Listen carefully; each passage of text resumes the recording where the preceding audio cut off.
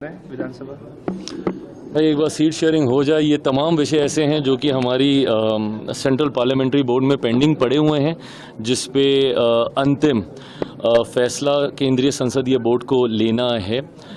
लड़ना चाहिए नहीं लड़ना चाहिए, सारे मत केंद्रीय संसदीय बोर्ड के पास आ गए हैं। पर मुझे लगता है कि ये कलेक्टिवली कोई एक विषय पे फैसला नहीं लिया जा सकता। पहले ये क्लियर होना ज़रूरी है कि कितनी सीटों पे लोक जनशक्ति पार्टी रामविलास चुनाव लड़ रही है, गठबंधन का क्या स्वरूप होने वाला है, इन द सेंस कि कौन कहां से चुनाव लड़ रहा है। सीटों की संख्या ही नहीं, सीटों का चयन भी होना प्राथमिकताओं में से है।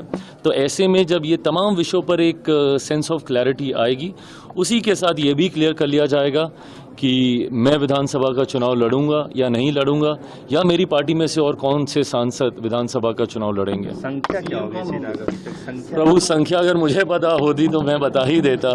मैं भी तो संख्या को ही लेकर अभी गठबंधन के भीतर हम लोग चर्चा कर रहे हैं। बट मैं मान रहा हूं कि जिस तरीके से सरगर्मियां बढ़ी हैं गठबंधन के भीतर अलग अलग विषयों को लेकर, मैं मानता हूं कि बहुत जल्द एक फाइनल क्लैरिटी, चर्चाएं चल रही हैं बट बस अब उसको फॉर्मलाइज होना बाकी और वो भी जल्द हो जाए। सम्मानजनक सीटें मिलेंगी। सम्मानजनक सीटें जब ये सवाल किया जाता है इतना, हाँ, क्योंकि ये इस बात को एकदम दिमाग में स्पष्ट रखना चाहिए कि सम्मान से समझौता करके कब कौन रहा है किसी भी गठबंधन में।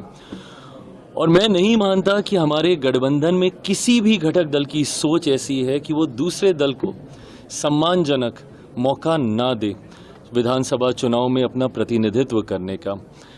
मेरे गठबंधन ने मुझे कितना सम्मान दिया है उसका सबसे खूबसूरत उदाहरण 2024 लोकसभा का चुनाव है। मैं मानता हूं कि भारत के गठबंधन राजनीति के इतिहास में ऐसे उदाहरण हम लोग को मिले होंगे कि जहां 10 सीटों वाले को 8, 8 वाले को 5, 5 वाले को 3, 3 वाले को 1 और संभवतः पार्टी का विलय करा लिया गया होगा। बट पहली बार ऐसा हुआ है कि एक सिंगल सांसद वाली पार्टी को 5 लोकसभा की सीटें लड़ने को दी गई। मैं भी उनके विश्वास पे खरा उतरा, 5 की 5 सीटें जीतकर उनकी मैंने झोली में देने का काम किया। तो मैं मानता हूं कि हर दल को उसके सामर्थ्य के आधार पर इवेंचुअली हम सबका टारगेट मैक्सिमम स्ट्राइक रेट को अचीव करना है। तो मुझे लगता है कि जिस दल की जहां जिस क्षेत्र में ज़्यादा क्षमता है उस क्षेत्र का प्रतिनिधित्व उनके पास जाना चाहिए, और ये मुझे लगता है बहुत सहजता से हो जाएगा।